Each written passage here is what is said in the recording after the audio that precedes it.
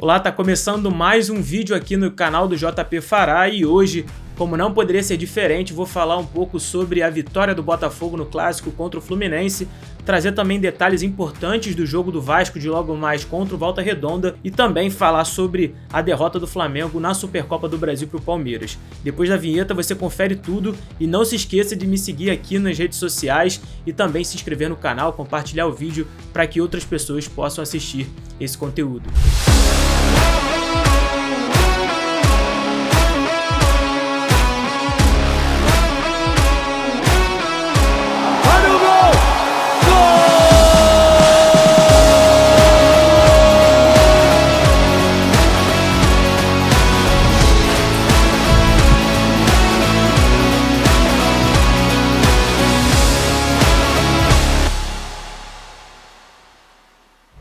E no primeiro clássico da temporada, o Botafogo venceu o Fluminense por 1-0 com gol do Vitor Sá, uma vitória muito importante para o Glorioso para dar ainda mais energia e muito mais vontade para a torcida e para os jogadores ao longo da temporada.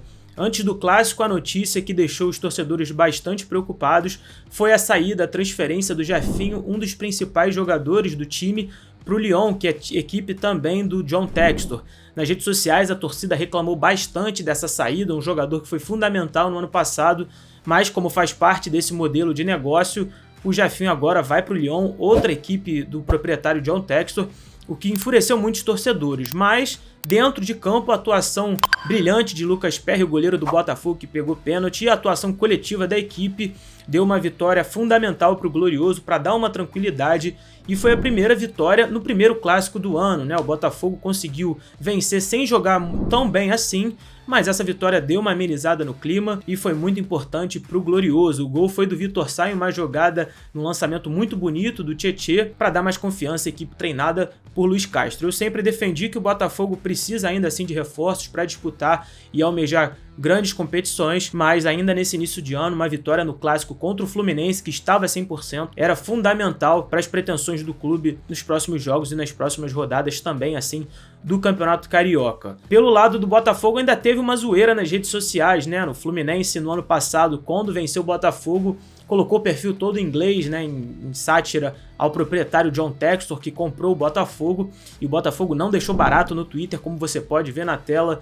O Botafogo respondeu zoando o Fluminense em relação à terceira divisão, quando o Fluminense disputou a Série C. Foi uma zoeira, para mim é uma zoeira sadia, faz parte do futebol. O Fluminense zoou, o Botafogo respondeu, e assim se deu no fim do dia, no fim do domingo, uma zoeira pelo lado do Botafogo. Agora falando do Fluminense, eu não achei uma atuação coletiva tão forte assim do time do Fernando Diniz.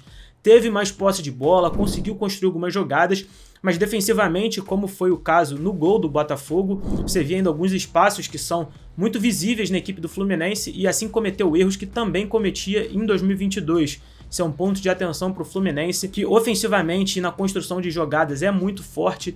Teve novamente mais posse de bola, mas não conseguiu finalizar a meta do Lucas Perry, do goleiro do Botafogo, que, como eu falei, teve uma atuação brilhante. Ele ainda pegou pênalti de Calegari, também não entendi porque ele bateu, mas assim se deu o jogo. O Fluminense precisa também de reforços, na minha opinião, para disputar a Libertadores da América e o Brasileiro, porque eu não acho que tem elenco para disputar as duas competições. E assim se deu o clássico, o Botafogo venceu por 1-0 no Maracanã para mais de 28 mil pessoas e começou de fato agora a temporada com o pé direito. Agora falando do Vasco, o Cruz Maltino enfrenta o Volta Redonda hoje na segunda-feira às 8 horas no estádio Kleber Andrade no Espírito Santo. O elenco do Vasco foi recebido com muita festa na madrugada de domingo para segunda-feira. O Espírito Santo é um lugar que tem muito vascaíno e vai jogar contra o Volta Redonda sem o principal jogador do meio de campo, né, que é o Nenê. Ele foi poupado, nem viajou, assim como o Luca Aureliano e também De Luca, que estão se recuperando de lesões musculares. Por outro lado, o técnico Maurício Barbieri vai ter a volta do volante Jair, para mim o principal reforço da temporada do Vasco, e vai agregar bastante nesse desafio, mais um desafio do Vasco para entrosar a equipe. Uma outra situação que vai acontecer para o jogo, que como o Vasco não tem um outro meia de armação tão potente assim, o jogador Alex Teixeira vai jogar de fato de camisa 10, ele é uma das opções do Maurício Barbieri para a função, e como eu falei, vai ser mais um teste da equipe titular para se entrosar ainda mais, visando o Campeonato Brasileiro. Dentro do Vasco é muito claro que o objetivo esse ano é sim a disputa do Campeonato Brasileiro. Então o técnico Maurício Barbieri vai ter mais uma oportunidade. Estádio Kleber Andrade vai ser o jogo em Cariacica, no Espírito Santo. Com certeza, estádio muito lotado e mais uma opção e mais uma possibilidade desse elenco se conhecer um pouco mais. O Vasco precisa sim de entrosamento e assim como o Fluminense e o Botafogo, na minha opinião, o Vasco precisa sim de reforços até para o time titular. Precisa de um zagueiro, precisa sim de um outro volante para jogar ao lado do Jair. Eu acho que é fundamental o Jair ter liberdade para jogar, então precisa de um homem de marcação. E também eu contrataria mais um atacante para ser titular nessa equipe, mas a prioridade para mim é no meio e na parte defensiva. Vasco e Volta Redonda, 8 horas na segunda-feira, no estádio Kleber Andrade. E agora vamos falar do Flamengo, que perdeu a Supercopa do Brasil, né, para o Palmeiras naquele jogão 4-3.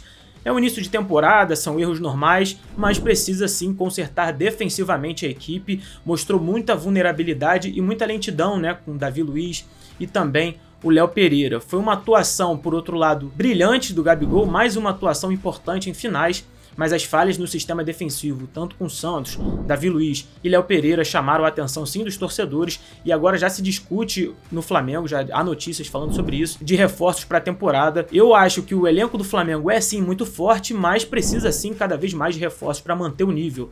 O Flamengo tem um elenco muito qualificado, não foi porque perdeu a final que o time virou horrível de uma hora para outra, tem que ter cuidado na hora de fazer as críticas. Mas é verdade que o Flamengo precisa sim de reforços porque vai disputar Mundial, vai disputar Copa do Brasil, Libertadores, Brasileiro e certamente, como eu falei no outro vídeo que eu gravei aqui no canal, o Flamengo vai brigar por todos os títulos.